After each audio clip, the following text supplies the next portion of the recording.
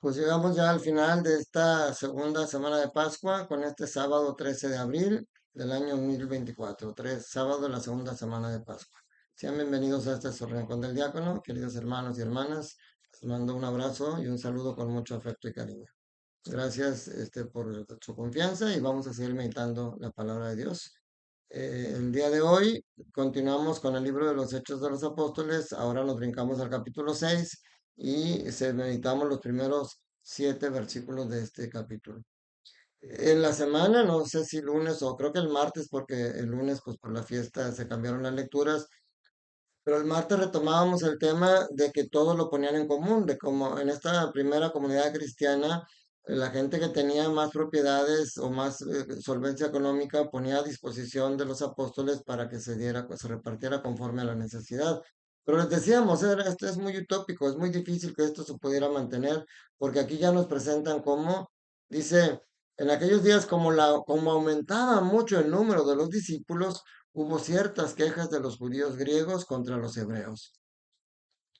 Porque obviamente al aumentar el número de los discípulos, pues incluía a sus familias, esposas, hijos, o había personas viudas, había huérfanos, había...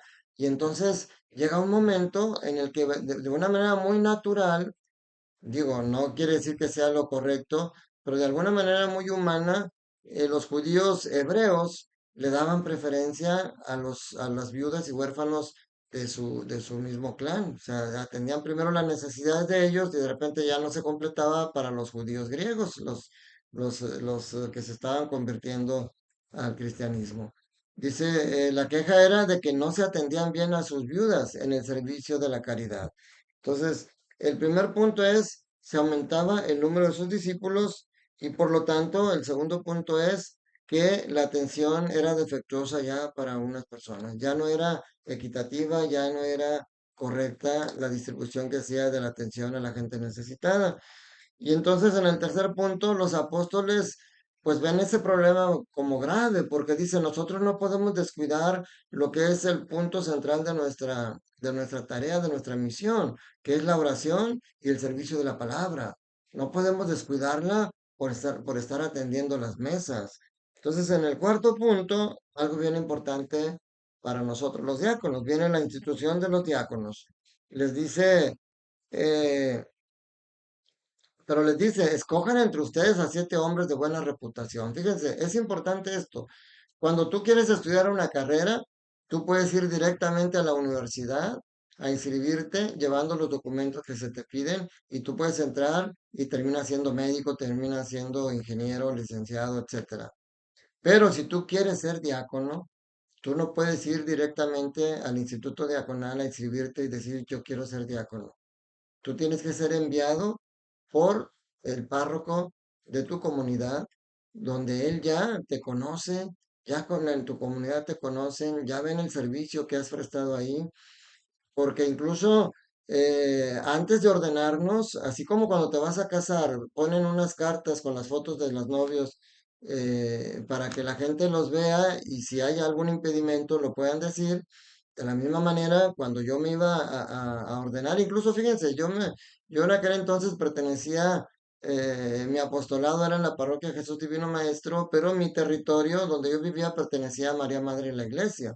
Entonces tuvieron que poner esa carta en las dos parroquias para que la gente de las comunidades donde yo hago mi apostolado y donde yo vivía, que la gente, los vecinos me pudieran conocer, pudieran ver mi foto, pudieran ver que quiero ser diácono y pudieran mostrar si ellos tienen alguna en contra mía.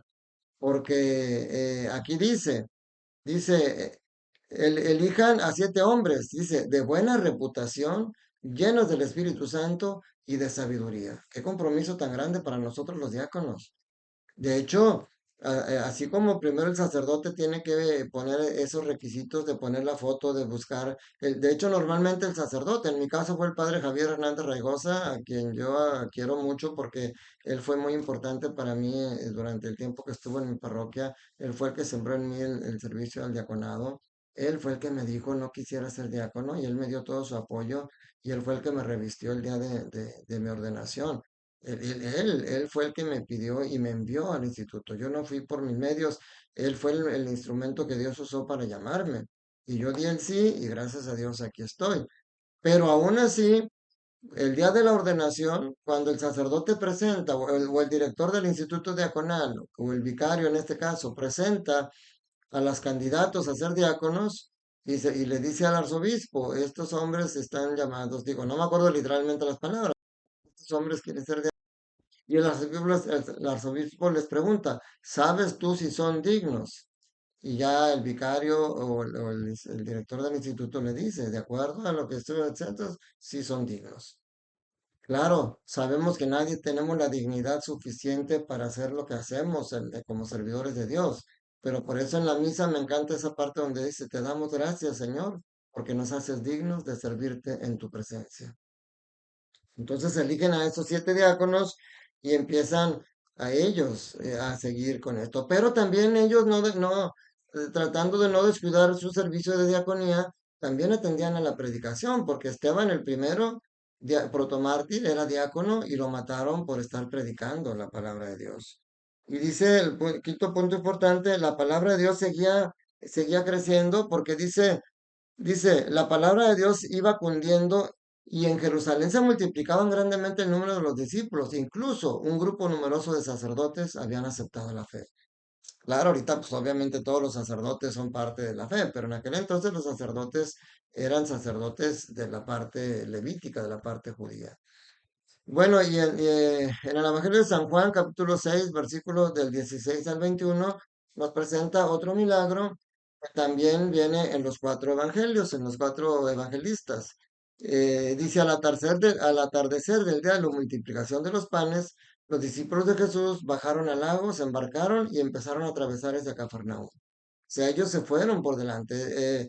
Los otros evangelistas son un poco más explícitos en que Jesús se retiró a orar, que les dijo que se adelantaran, que después él iba a seguirlo. Dice, ya había caído la noche y Jesús todavía no los había alcanzado. O sea, pues ellos ya iban. Y luego dice, soplaba un viento fuerte y las aguas del lago se iban encrespando. Juan es como muy parco en algunos de los signos que presenta, que él a los milagros le llama signos. Los otros apóstoles hablan de cómo los vientos zarandeaban la nave, que estaba a punto de hundirse, que estaban asustados y que gritaban. Porque luego dice aquí, cuando habían avanzado unos 5 o 6 kilómetros, vieron a Jesús caminando sobre las aguas. O sea, Jesús rompiendo con las leyes de la naturaleza. Porque si tú te paras en el agua, te sumes. Jesús no se hundió. Jesús caminó porque Él es dueño de la misma naturaleza. De hecho, iba caminando hacia ellos, dice, y ellos se asustaron cuando lo vieron que se acercaba. Y aquí, les digo, los sinópticos son más explícitos que gritaban, es un fantasma, y estaban totalmente asustados. Y aquí dice Jesús, que solamente Jesús le dijo, soy yo, no tengan miedo. Y ese soy yo es como el yo soy, el Yahvé. Se convierte en una cristofanía, una manifestación de Cristo como el verdadero Dios que le dice, no tengan miedo. Ellos se quisieron, dice rápidamente la barca, o sea, Juan no es tan explícito, pero aquí el mensaje es el mismo. En esta vida tú vas a enfrentar tormentas. En esta vida a veces incluso vas a sentir que tu barca se hunde. En esta vida vas a enfrentar conflictos que te van a desestabilizar. Pero si Jesús va contigo en la barca, tu barca no se va a hundir. En los sinópticos hablan de cómo Pedro también camina, cómo se hunde, cómo lo saca. Juan no es tan explícito porque lo más importante que te quiere decir es eso. Cristo es dueño incluso de la misma naturaleza. Y así como Dios, y esto yo también siempre lo enlazo cuando hablo de esto, el milagro de abrir el mar para que el pueblo de Israel pase, eso es muy hermoso porque cuando ellos ya estaban entre la espada y la pared y ya no había salida, Dios abrió el mar. A veces tú estás igual, tú y yo estamos igual, parece que no hay salida, parece que estamos sumidos ya en un problema que no tiene solución, pero si tienes fe, así como Dios lo hizo en aquel entonces, Cristo lo hace hoy calmando la tempestad. El Padre abrió el mar para que pasara el pueblo. Jesús, el Hijo, calmó a la tempestad y toda la racha de vientos y el mar y las olas se aplacaron. Entonces aplácate, aplácate, toma tu cruz, Dile a Dios cuánto lo amas, dile que crees en Él, pero dilo de verdad, dilo de corazón y dile que te ayude a dar un verdadero testimonio. Estamos avanzando en esta Pascua en el que tenemos un Jesús resucitado. Y sí, la vida nos va a enfrentar muchos problemas. Mañana, 14 de abril, es un día, es domingo, el día del Señor. Eso es lo más importante y es lo que vamos a meditar mañana.